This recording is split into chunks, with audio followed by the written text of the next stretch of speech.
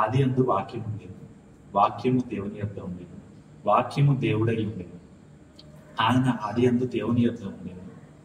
సమస్తమును ఆయన మూలముగా కలిగింది.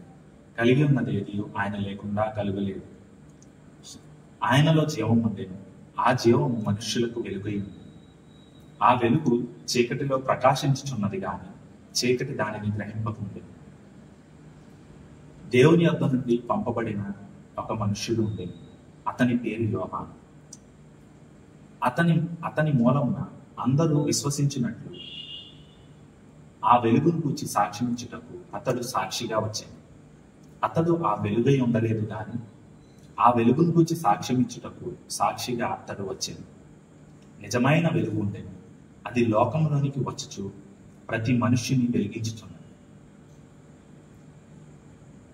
ఆయన లోకంలో ఉండేది, లోకం ఆయన మూలంగా కలిగింది, కానీ లోకము ఆయనను తెలుసుకొనలేదు. ఆయన తన స్వకీయుల వద్దకు వచ్చెను, ఆయన స్వకీయులు ఆయనను అంగీకరించలేదు. తన్ను ఎందరు అంగీకరించదో వారికందరికీ, అనగా తన నామమునందు విశ్వాసం ఉంచిన వారందరికీ దేవుని పిల్లలకు ఆయన అధికారము అనుగ్రహించారు. వారు దేవుని వలన పుట్టిన వారే కానీ మనుష్య రక్తము వలననైనను శరీరేచ్ఛ వలననైనను మానుషేచ్ఛ వలననైనను పుట్టినవారు కాదు. ఆ వాక్యము శరీరధారి కృపాసత్య సంపూర్ణుడిగా మన మధ్య నివసించింది. తండ్రి వలన కలిగిన అద్వితీయ కుమారుని మహిమ వలె మనము ఆయన మహిమను కనుగొంది. యోహాను ఆయన గురించి సాక్ష్యం ఇచ్చుచు, నా వెనుక వచ్చేవాడు నాకంటే ప్రముఖుడు కనుక ఆయన నాకంటే మొదటివాడు ఆయనని, నేను చెప్పినవాడు ఈయనే అని ఎలుగెత్తి చెప్పాను. ఆయన పరిపూర్ణతలోను ఆ వాక్యం శరీరధారి కృపాసత్య సంపూర్ణిగా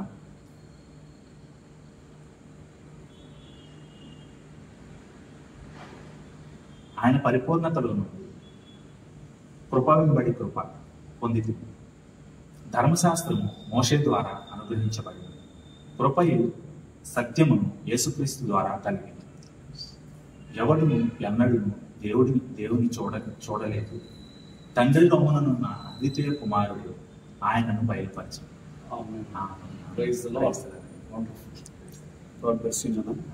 యోహాను సువార్త 1వ అధ్యాయం 18 వచనాలు చాలా సంతోషం. యోహాను సువార్త అద్భుతమైనది. చాలా మంది యేసు ప్రభు దేవుడని మీ బైబిల్లో ఎక్కడుందో అడుగుతారు. యేసు ప్రభు దేవుడని బైబిల్లో మొదటి పేజీ నుంచి నిరూపించబడుతుంది, కానీ గాస్పెల్ అకార్డింగ్ టు జాన్లో మాత్రం చాలా స్పష్టంగా మీరు సెలెక్ట్ చేసుకున్న వాక్యం యేసు ప్రభు దేవుడు. యోహాను సువార్త 1వ అధ్యాయం 1వ వాక్యం. ఆ తర్వాత ఆ వాక్యము శరీరధారి అయింది, కృపాసత్య సంపూర్ణుడు. జీసస్ ఇస్ గాడ్ అని చెప్పడానికి మనకి ఎక్కువ ఆధారం ఉంటుంది. అద్భుతమైన Jesus is word, Jesus is God. That word became flesh. That is Jesus. So wonderful selection అండి యోహాను సువార్త. ముఖ్యంగా మొదటి 3 సువార్తలు synoptic gospels. Gospel according to John అయితే చాలా పెక్యులర్. ఈ యోహాను సువార్తలోని యేసు ప్రభు 7 I ams అని డిక్లేర్ చేస్తారు. I am the way, I am the light, I am the door, and I am the bread of life. 7 I ams. So Jesus is God అని స్పష్టంగా క్లియర్గా మనం తెలియజేస్తారు. సో దేవుడు మీకు మంచి ప్రేరేపించారు.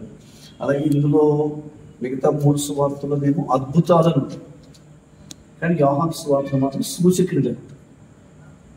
కానాలో యేసు చేసిన సూచక్రియ అంటే సూచక్రియ అంటే ఇట్ ఇండికేట్స్, సూచిస్తుంది ఏమని? యేసు దేవుడు, ఆయనే రైట్, దట్స్ గుడ్ పాయింట్, ఆయనే మెస్సయ్య. కానా వివాహం మత్తయి మార్కు లోకాలం వ్యత్యస్త పొందేరు ఉంటుంది. సో నాకు వెరీ ఇక ఎక్కువ కోట్ చేసే వాక్యం యోహాను 3:16 దేవుడి లోకం ఎంతో అలాగే. సో దేవుడు మంచి వాక్యం.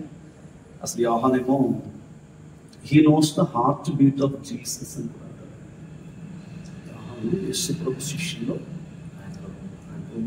knows the heartbeat of Jesus. So this is my prayer.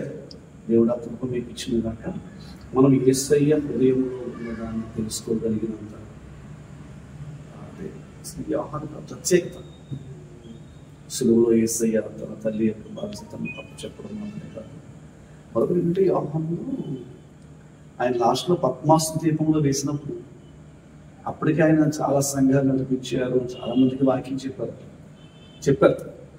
కానీ పద్మాసు ద్వీపంలో ఆయన ఒంటరిగా ఉన్న రోజు దట్ వాజ్ సండే, ప్రభు దినమందు. అంతకుముందు ఆదివారాలన్నీ చాలా మంది ఉండేవారు. ఈ ఆదివారం ఆయన ప్రభు కొరకు అక్కడ పద్మాసు ద్వీపంలో ఉన్నారు. కానీ ఆ రోజు అంట ప్రభు దినమందు ఆయన ఒంటరిగా ఉంటూ ప్రభుని ఆరాధించాడు. ఆ రోజు ఆత్మవశుడు అయ్యాడు.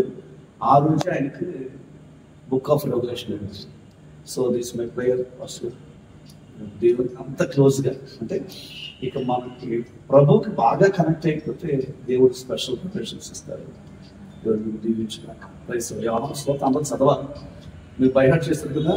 ప్రభుకు చెప్తే ఇంకా ఈ అధ్యాయాలు చాలా చాలా అద్భుతం. ప్రైస్